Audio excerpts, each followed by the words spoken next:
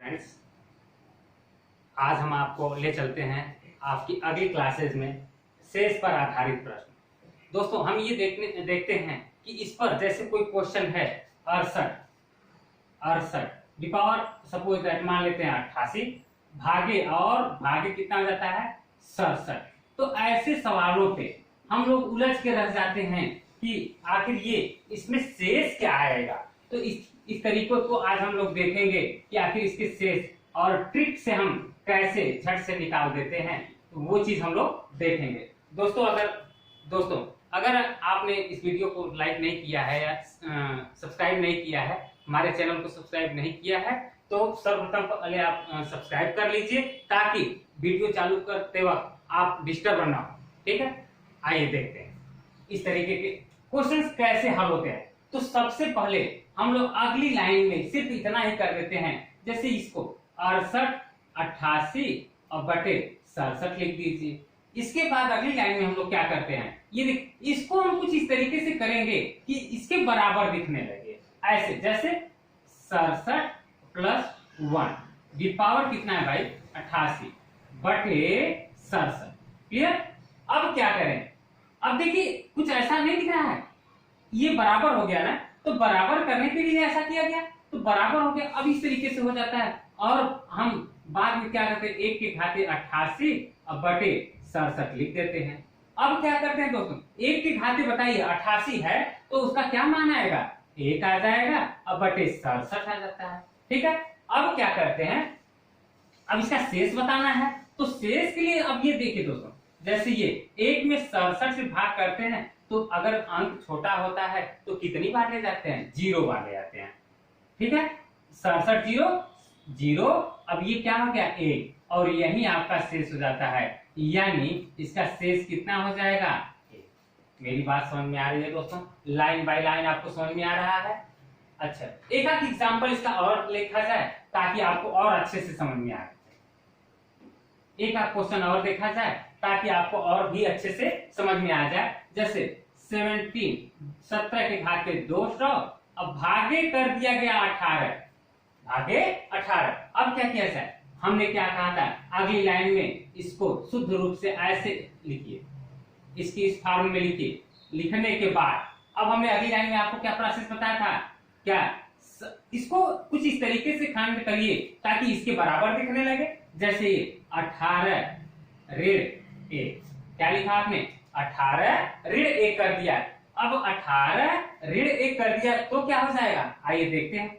18 ऋण 1 के घाते ये हो जाता है 200। अब 200 बटे ये हो जाता है 18। और हमने क्या बताया था दोस्तों आपको कि ये इससे कट जाए, ऐसा फार्मूला हम बनाएंगे। तो अब क्या करें, यहाँ ऋण 1 के घाते 200 बटे ये 18 अगर कर देते हैं तो ये कितना हो जाता है कि सम संख्या अगर है माइनस की पावर सम संख्या तो उसकी वैल्यू 1 हो जाती है, अपन 18 हो जाएगी। और क्या करेंगे, अब दोस्तों वही काम फिर से 1 और ये 18 क्या करें, 18 शून्य 0, अब ये घट करके 1 हो जाएगा। इस तरीके से दोस्तों 1 आपका 0 हो जाता है। मेरी बात समझ में आ रही है। तो इस तरीके से हम ऐसे क्वेश्चनों को हल करेंगे। इसके अगले एग्जाम्पल की तरफ चलते हैं, यानी अब सवालों को और विस्तृत रूप में लेके चला जाए तो क्या करें, आइए देखते हैं। अगला एग्जाम्पल हम लेके चलते हैं। जैसे मान लीजिए 25 के घाते 25 है, 25 के घाते 25 है और फिर भाग कर दें आप कितने से 26 से, तो दोस्तों शेष कितना बचेगा, आइए देख लेते हैं। तो ऐसे कर दें कि 25 के घाते 25 अब बटे 26 कर दिया आपने। अब क्या करें, अगली लाइन में हमने बताया था इस 25 को ऐसे लिखिए कि 26 तक हो जाए। तो आइए इसको हम 26 ऋण 1 लिख दें, 26 ऋण 1 लिख दें। तो क्या करें, अब ये क्या हो जाएगा, ऋण 1 हो गया। तो ऐसे में हम क्या कर लेते हैं बताइए, बटे ये 25 हो जाता है और ये 26। तो देखा जाए तो ये इससे कट जाएगा ना, तो अब आपका बच जाता है -1 के घाते 25 बटे 26। अब ये क्या हो जाएगा -1/26 हो जाता है।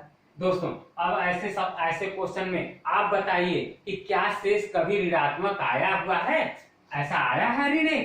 नहीं। तो ऐसे में हम क्या करते हैं, तो ऐसे में हम लोग क्या कर देते हैं, 26 में से 1 को घटाया और ये आपका आंसर प्राप्त हो गया 25। मेरी बात समझ में आ रही है? आइए देखते हैं। अब ये तो हो गया। अब थोड़े से इसके और विस्तृत रूप पे चला जाए, और भी टाइप के देखा जाए। जब इसमें कुछ जोड़ा जाए, कुछ घटाया जाए, तो कैसे करेंगे? जैसे कोई एग्जांपल हम ले लेते हैं 18 के घाते 15 धन 4 बटे कितना कर लें दोस्तों, 17 कर दीजिए।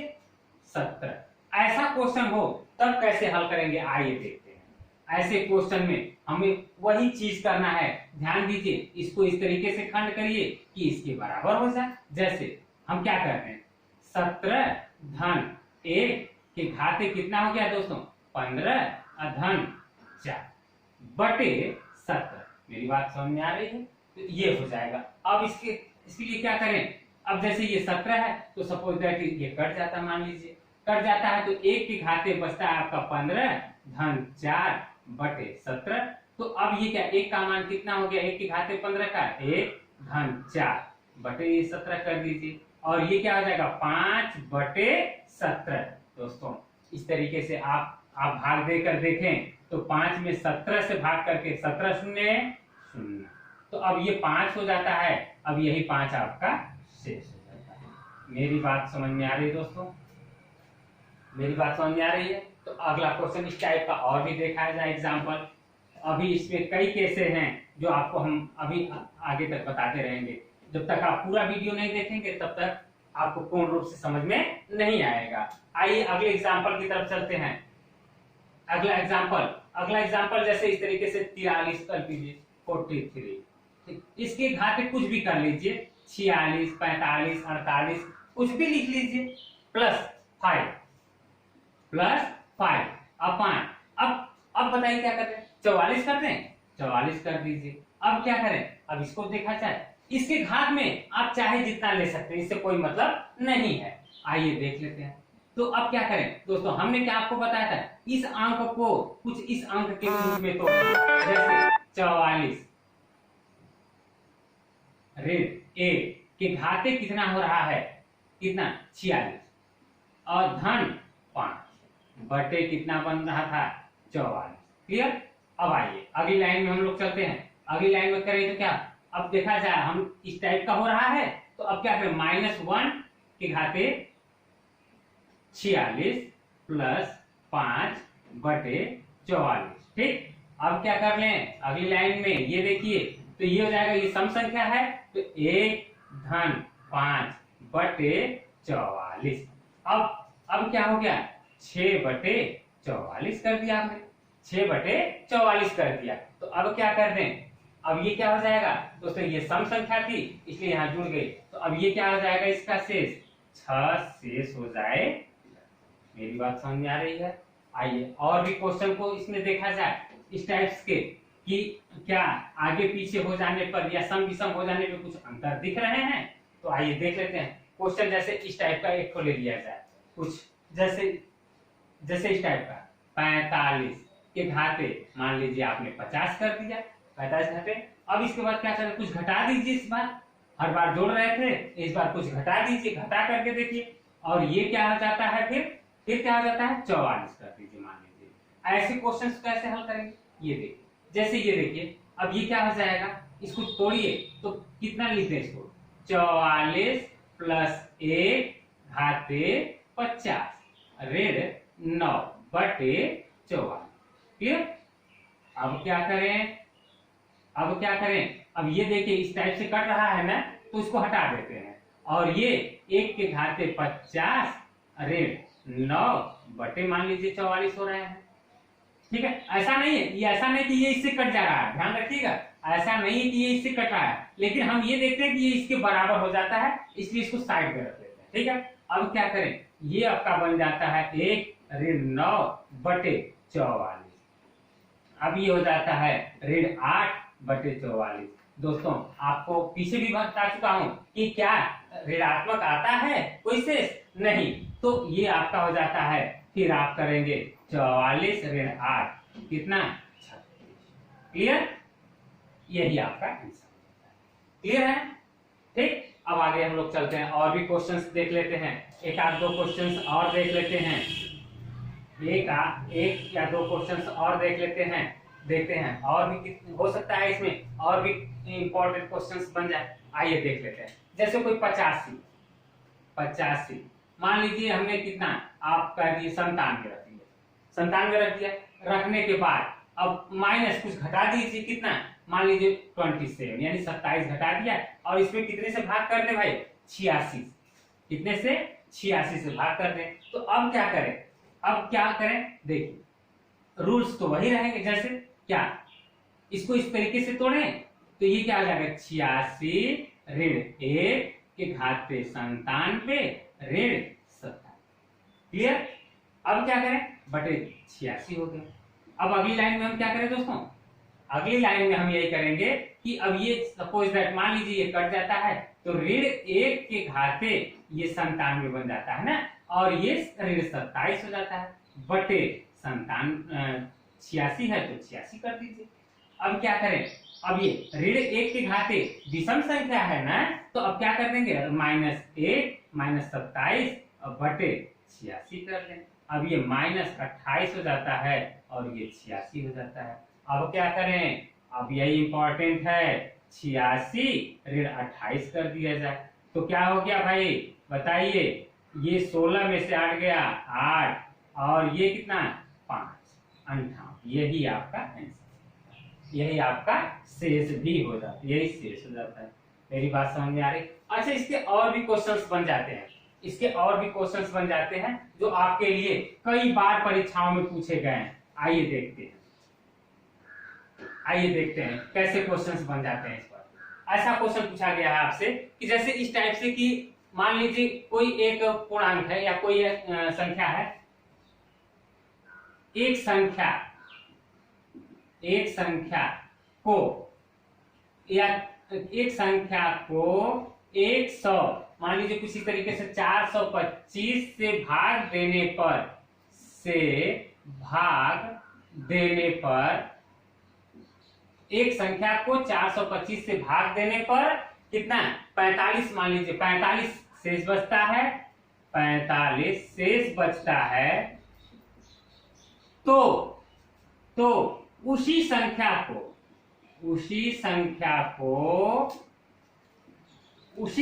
को कितने 17 से भाग किया जाए, 17 से भाग देने पर क्या शेष होगा, इस टाइप के क्वेश्चन दोस्तों कई बार परीक्षाओं में पूछे गए हैं। आइए हम ऐसे को एक लाइन में आपको टिक से सिखाते हैं कैसे। 425 से भाग देने पे कितना बच रहा है 45, 425 से भाग देने पर 45 बच रहा है, ठीक है। उसके बाद उसी संख्या को 17 से भाग देते हैं, उसी संख्या को 17 से भाग देने पर कितना शेष बचेगा। आइए इसको कुछ नहीं, इसमें पहले इस 17 से इसमें भाग करिए, 17 दूनी 34, कितना बचा 8 और ये 17 बचे 85, यानी कुल मिला के ये डिवाइड हो जाते हैं, डिवाइड ना, ये जब डिवाइड हो जाते हैं, जब ये पूर्ण रूप से डिवाइड होते हैं तो इसी 17 से इसमें भी हम भाग दे देते हैं, तो 17 दूनी 34, 17 दूनी 34 और देखिए कितना शेष बच रहा है 11, तो इसका मतलब है ये आंसर आपका मिल जाता है कितना 11।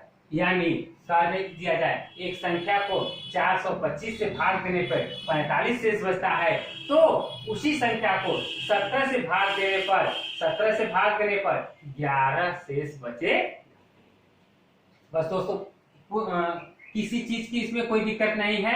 हाँ आइए देखते हैं करते क्या इसमें, 425 से भाग देने पर 45 शेष बच गए, उसके बाद उसी संख्या को देखिए, उसी संख्या को 17 से भाग दिया गया तो उसके सामने वाला खाली हो गया कि क्या शेष बचेगा। तो ऐसे में इसमें पहले हम चेक करते हैं कि अगर ये भाग चला जाता है कंप्लीट रूप से कट जाता है, तो ऐसे में हम इसमें भी भाग दे देते हैं। 17 दूनी 34 और घटाने पे जो बचता है शेष, यही शेष बचता है। मेरी बात समझ में आ रही है दोस्तों? आइए इसी टाइप का अगर एक क्वेश्चन और किया जाए तो देखा जाए तो कितना शेष बचता है। सेम क्वेश्चन सेम रहेंगे कि 100 किसी संख्या में 125 किसी संख्या को 175 से भाग देने पर 175 से भाग देने पर 132 शेष बचता है। इसको इस तरीके से ना लिखा जाए, 175 से भाग देने पर यानी 175 से भाग देने पर 132 शेष बचते हैं। तो उसी संख्या को 25 से भाग देने पर यानी 25 से भाग देने पर क्या शेष बचेगा। तो आइए इस क्वेश्चन को देख लिया जाए। हमने क्या बताया था दोस्तों, 175 से भाग दिया आपने तो 132 बचा, और उसी संख्या को 25 से जब आप भाग देते हैं तो क्या शेष बचेगा। तो पहले हमने क्या नियम बताया था कि पहले यहां से चेक करिए कि ये संख्या डिवाइड है कि नहीं। देखा जाए 25 7 175, तो इसका मतलब ये पूर्ण रूप से डिवाइड है। पूर्ण रूप से डिवाइड रहेगी तभी हम आगे बढ़ेंगे, अन्यथा नहीं। तो 25 7 175। अब इस संख्या को इससे भी भाग दीजिए तो कितना हो जाएगा भाई, 25 पचे 125 यहाँ लिख दिया और यहाँ घटा करके 7, यही आपका शेष हो जाएगा। ऐसे सवालों में बहुत आपको दिमाग लगाने की जरूरत नहीं है दोस्तों, बस आप ध्यान दीजिए। 175 से भाग देने पर 132 शेष बच जाता है, और तो उसी संख्या को 25 से भाग देने पर कितना शेष बचेगा। अगर ये डिवाइड है तो क्या करेंगे, इसमें भी डिवाइड कर देंगे और जो शेष बचेगा वही आंसर हो जाएगा। एक क्वेश्चन और बदल जाते हैं इस टाइप से कि जब डिवाइड ना हो तब क्या करें। आइए देखते हैं। जब डिवाइड ना हो तब कैसा क्वेश्चन बन जाता है, इस चीज को हम लोग इस में देख लेते हैं। जैसे कोई भी संख्या आप ले लीजिए, जैसे किसी संख्या में 100 मान लीजिए 100, किसी संख्या को 153 से भाग देने पर क्या 128 शेष बचता है। क्या 153 में उसी संख्या को 23 से भाग किया जाए, यानी आपका क्वेश्चन हो जाता है एक संख्या को 153 से भाग देने पर 128 शेष बचता है, तो उसी संख्या को 23 से भाग देने पर क्या शेष बचेगा। तो आइए हम देख लेते हैं इसको क्या करना है। 153 में जब भाग देते हैं तो 128 शेष बचता है। 153 में जब भाग देते हैं तो 128 शेष बचता है, और उसी संख्या में 23 से भाग करें तो क्या शेष बचेगा। तो सर्वप्रथम हम जांचेंगे कि ये भाग चला जाता है कि नहीं। आइए देख लेते हैं कितना हो जाएगा भाई। इसमें भाग जा रहा है नहीं, इसमें भाग नहीं जाएगा, तो ये नो डिवाइड का नियम फॉलो करेगा, यानी नहीं कट रहा है। तो ऐसे क्वेश्चनों में आंसर आप लिख देंगे, आंसर आपका रहेगा नन ऑफ दिस। मेरी बात समझ में आ रही है दोस्तों। यानी अगर ये पूर्ण रूप से विभाजित नहीं हो रहे हैं तो इसका मतलब है इसका आंसर क्या हो जाएगा कि ये इसका नन ऑफ दिस आंसर हो जाएगा। ठीक है दोस्तों, इस तरीके से दोस्तों अगली वीडियो में हम आपको अगला क्वेश्चन लेके आएंगे, और वो भी जो संख्या पद्धति का ही रहेगा, और इसके लिए आप लोगों को तैयार रहना पड़ेगा। ठीक है, धन्यवाद।